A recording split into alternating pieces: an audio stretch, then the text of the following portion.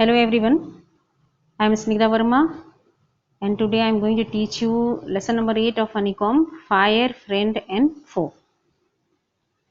Fire is very useful to us, so we can call it friend, but sometimes it is very dangerous also. It destroys many things. Then it becomes our enemy. Foe means enemy. What is fire? How did we discover it? How do we control it? This all we will see in this chapter. So let us start. Early man didn't know what fire was, but he must have seen the damage it could cause. He must have watched lightning and volcanoes long before he began to use fire himself.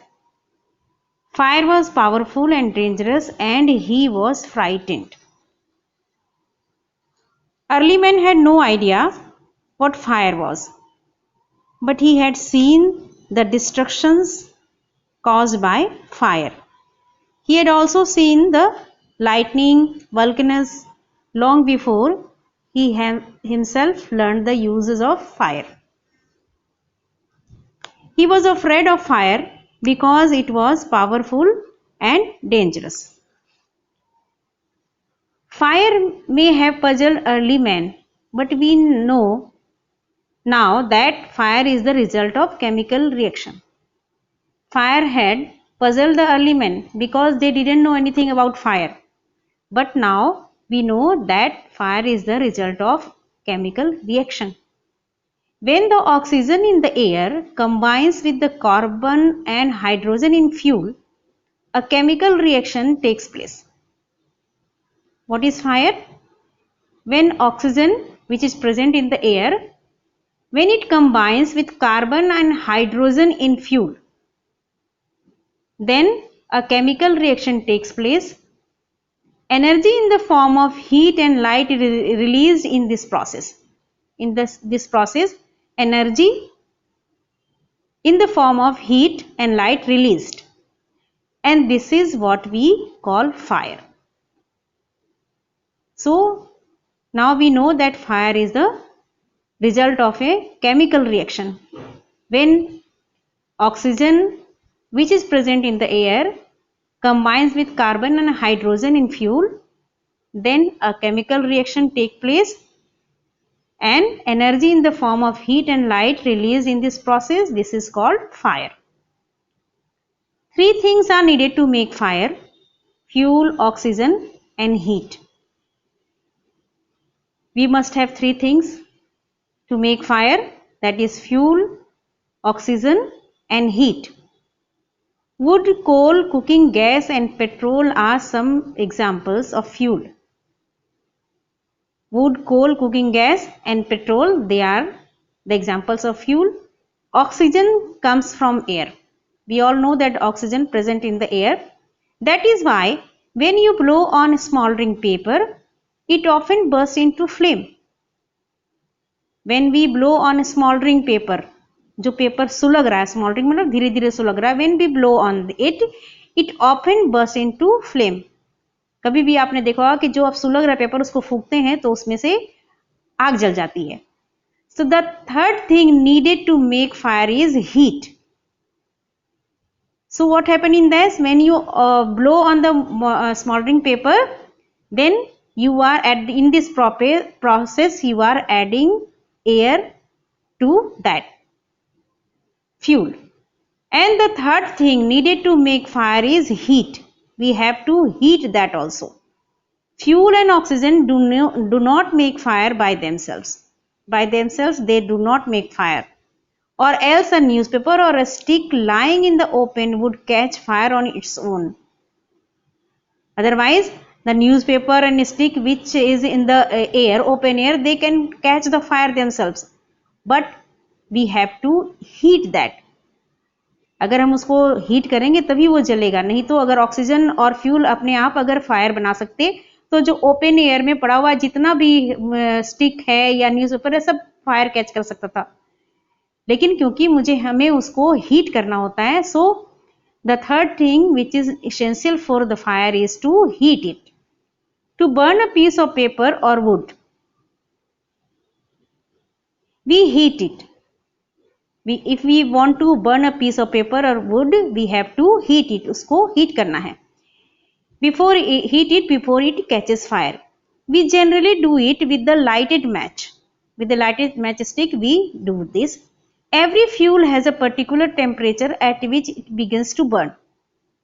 Every fuel it has a particular temperature at which it begins to burn. कोई जल्दी जलने लगता है, कोई देर से जलता है. आपने देखा होगा अगर आप पेपर में आग लगाते हैं तो जल्दी आग पकड़ती है, लेकिन आप स्टिक पे आग लगाते हैं तो देर से आग पकड़ती है. तो इट मीन्स कि every fuel has a particular temperature at which it begins to burn, and this temperature is called the flash point और kindling temperature of a fuel. So this temperature at which it begins to burn, that temperature of that fuel is called the kindling temperature or flash point of the fuel. It is sometimes said that fire is a good servant but a bad master. Sometimes it is said that it is our good servant but it is a bad master. How? It only means that fire is very useful as long as it is kept under control.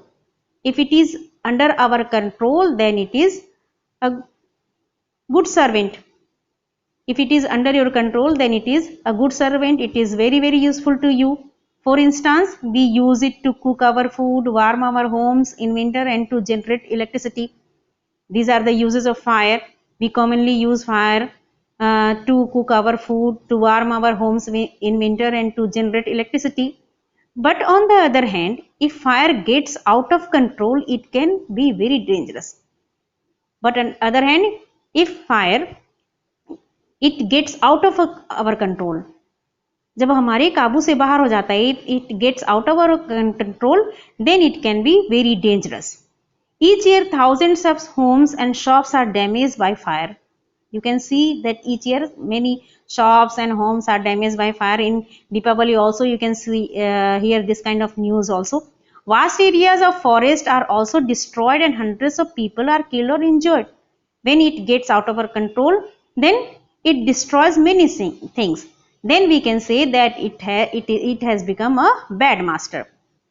Just as 3 things are needed to start a fire, there are 3 main ways in which a fire can be put out. 3 things we need to make a fire, that is fuel, oxygen and heat. So there are 3 main ways how can we put out fire, how can we control fire. In each, one of 3 things needed for burning is taken away. If we will take away any of these 3 things, we can stop fire. For example, we can take away the fuel. If we will take away the fuel, then we can stop fire. If the fire has no fuel to feed on, no burning can take place. If we will not add more fuel to the fire, then we can stop fire. We often let a fire die out simply by not adding more fuel to it. If we want to stop a fire, then we have to stop adding more fuel, then we can stop fire. The second way of putting out fire is to prevent oxygen from reaching it. If we will stop oxygen reaching to the burning material, then we can stop fire. This is the second way to put out a fire. No supply of oxygen means no fire. Small fires can be put out or smothered with a damp blanket or sack. Small fires we can stop it with the damp blanket or sack. छोटे Fyers को हम blanket और बोरा से बुझा सकते हैं. This stops oxygen reaching the burning materials. What happen then when we cover it with blanket or sack? Then this stops oxygen reaching to the burning material. And sometimes carbon dioxide is used to extinguish fire. The carbon dioxide is also used sometimes to stop fire. It does not allow oxygen to reach to the burning material. It also stops oxygen reaching to the burning material and the fire put out. The third way of putting out fire is to remove the heat. When we remove the heat, then we can also stop fire. If the temperature can be brought down below the flash point, the fuel stops burning. If we will bring the temperature below the flash point, then we can stop fire. You blow on a burning matchstick or a candle to put it out. So when we blow on the, to do this, we sometimes we blow on the burning matchstick candle to put out, उसको फूंक के बुझाते हैं. Then what happened? In doing so, you remove the hot air around the flame, bringing down its temperature below the flash point. When you blow on a burning candle, what happened then?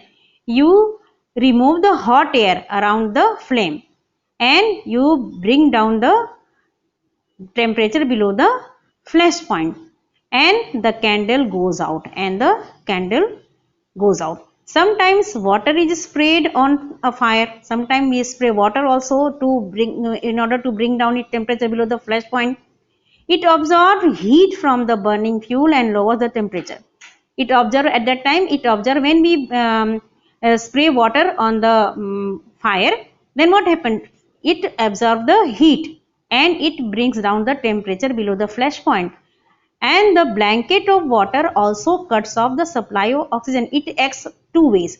First, it brings down the temperature below the flash point, and secondly, it cuts the supply of oxygen, and fire is extinguished, and this way we can put out fire.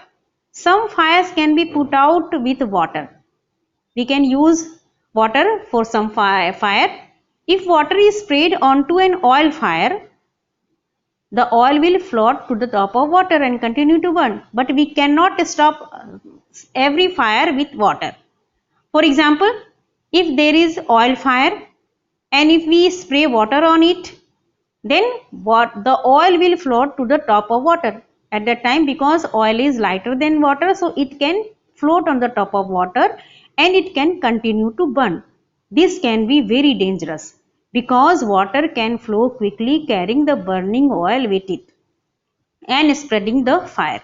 So when we use water on oil fire, then it will become very dangerous, because at that time oil float to the top of water and it continue the burn, and it can spread quickly with the water and it can burn many things.